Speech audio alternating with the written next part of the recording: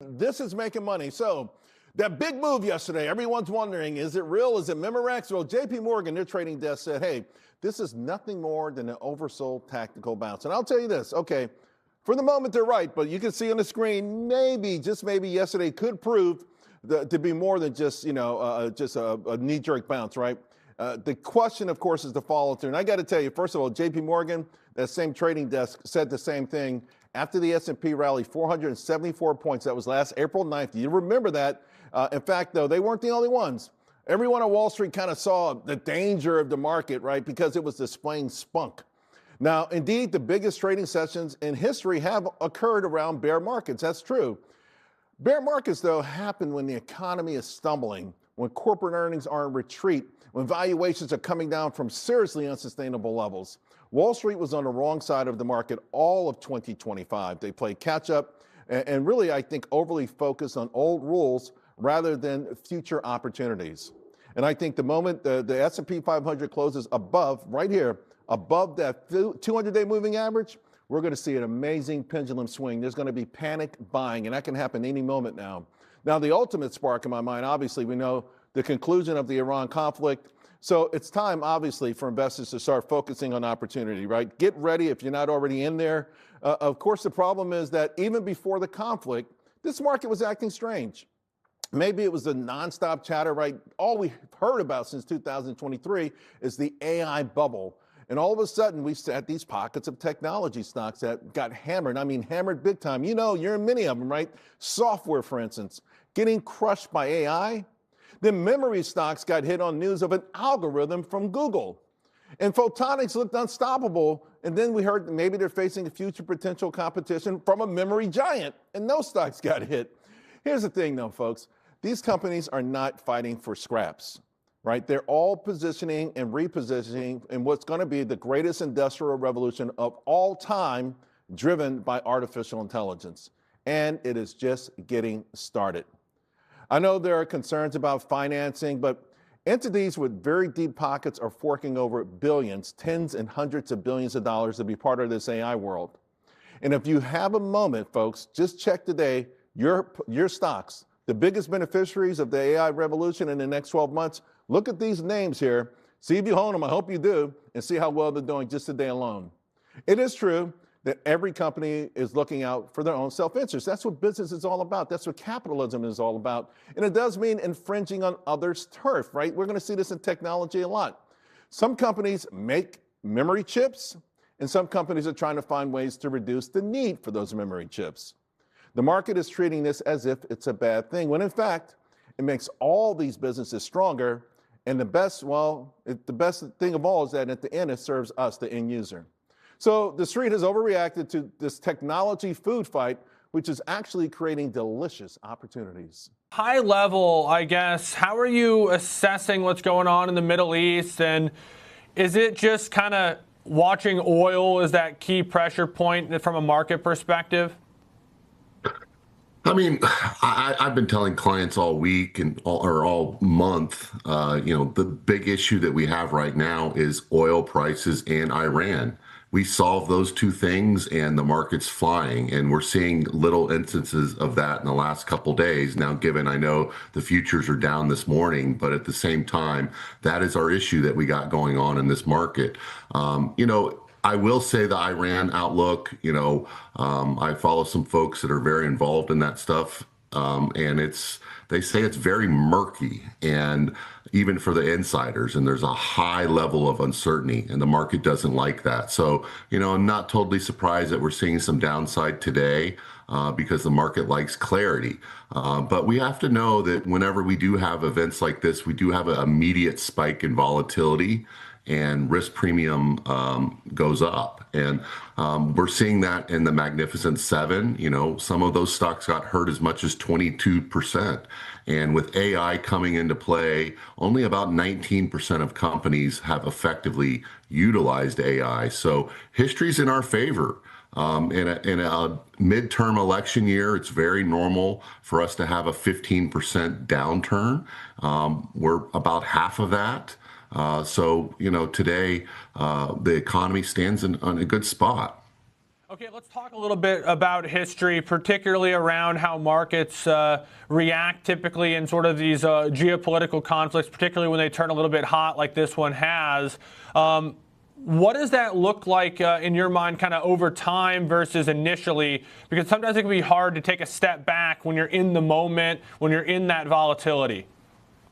You know, one of the things that I always like to educate people on is looking at, I call the three key indicators, and those are corporate earnings. And corporate earnings actually are expected to be above what they were last year.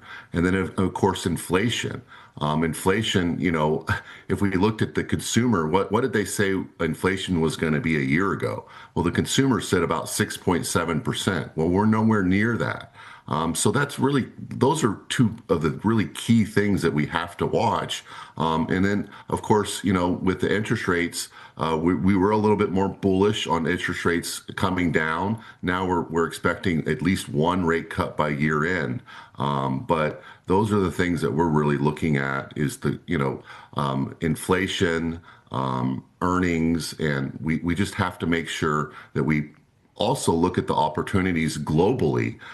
This is, whenever the US dollar gets weak, and we think that's a long-term trend, international tends to outperform. Okay, good. Let's turn to this. America is taking its AI dominance global. The Trump administration launching a push to sell artificial intelligence abroad, calling on top American companies to submit proposals on how to best export technology and win the worldwide AI race. The White House says, quote, by promoting full stack American solutions, we are strengthening our economic and national security, deepening ties with allies and partners, and ensuring that the future of AI is led by the U.S. Okay, so the private sector moves on here.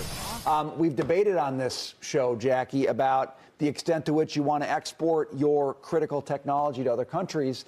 The Trump administration pushing full ahead on this. What do you think about it? Yeah, I like the way Axios puts it, that the Trump administration's AI strategy is based partly on a bet that the best way to win the AI race is to embed this tech inside other countries' digital infrastructure. And when you think about it that way, with the word embed deep in that infrastructure, it reminds me of everything else the Trump administration has tried to do, which is try to get a leg up on our adversaries. Instead of China embedding their technology within our infrastructure, and God knows what data they're getting or what they're doing with it, to have us for the first time. I mean, he's like flipping the tables on this to make sure that the United States will be the ones that are doing that rather than the other way around.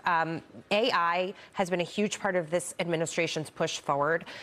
With this stagnating economy that Joe Biden handed over, it was AI and the growth potential, along with a lot of the other energy policies and tax policy and all of these things together, that were able to push this economy forward. And again, this is barring this blip that we're seeing as a result of the war. As I said in the first hour, before the war, the economy was like ready to rip and roar as a result of everything. And AI has been a huge part of that story. Remember that the Biden administration wanted to stifle AI, wanted to hand it on a silver plate to China. Just a quick, I agree with you. I'm an advocate of selling the American stack, exporting it to the rest of the world, because we learned China's going to get their hands on it anyway, so we might as well benefit Nvidia from the chips.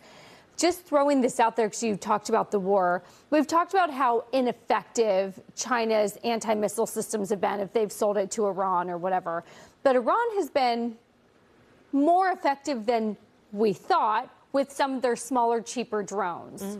My worry is, what if then that gets wrapped up with some of our chips? And now they're making drones with the stuff that we're selling China with our chips. I'm just throwing that out there. And I know that we have really good restrictions on what we can sell and what's in national security and whatnot. But given that renewed conflict with Iran and the use of particularly the drones that they've been using, it sort of made me rethink how much we really want to be exporting some of that AI to China or not. Right. Like, are you directly arming them? I mean, my short answer to that would be, I think they'd figure it out. Yeah. Well, Departments of State, Defense, War, Energy will be evaluating the proposals, Dagan. That's government oversight of this, which we've talked about. How much government oversight do you want of these private sector deals? But maybe on the national security front, That's exactly what you need. Let's look at this from, if we can, Adam. I know that you're involved working with all different shapes and sizes,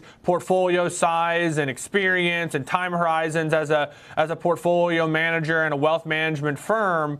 But for those who are watching us, primarily self-directed, retail investor, what are some insights from a professional like yourself that somebody could take away navigating all the things? You talked about a midterm, typically midterm years having that 15% or thereabouts drawdown. The conflict driving a ton of near-term volatility and pressure to the upside in oil. But then under the surface, you described a positive growth situation, corporate earnings that are improving largely, and an inflation story that certainly hasn't gotten worse until maybe recently. How do you take all that, mix it up, and then come out with a decision for your clients? I think it's really important that we focus on maintaining quality and quality stocks and quality bonds. And my preferred way of owning bonds is through individual bonds.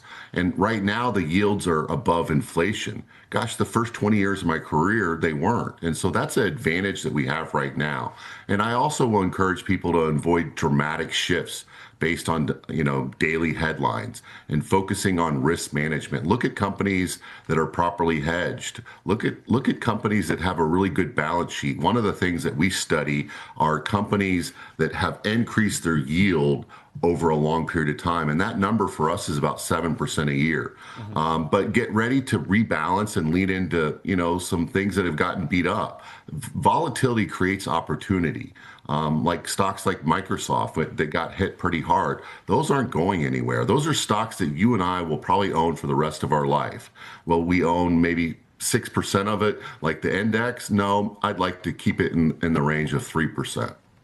Yeah, and certainly you mentioned not only Microsoft but the Magnificent Seven. There's certainly been some dramatic repricings in many different parts of this market that are masked, I think, at the headline index level, which, at some point yesterday was only down like 4%.